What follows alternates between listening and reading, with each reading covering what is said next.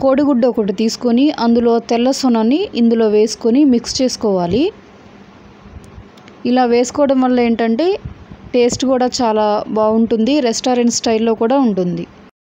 ఇలా మొత్తం మిక్స్ చేసుకున్న తర్వాత చిన్న చిన్న బాల్స్గా చేసుకొని ఒక ప్లేట్లో తీసుకోవాలి. ఈవినింగ్ టైం స్నాక్స్గా కూడా చాలా స్పైసీగా బాగుంటాయి.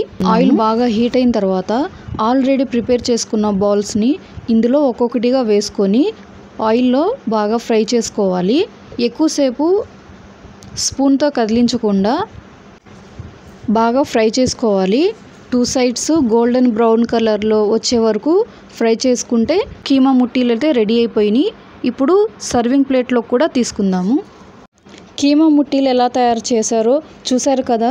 మీరు కూడా మీ ఇంట్లో ట్రై చేయండి.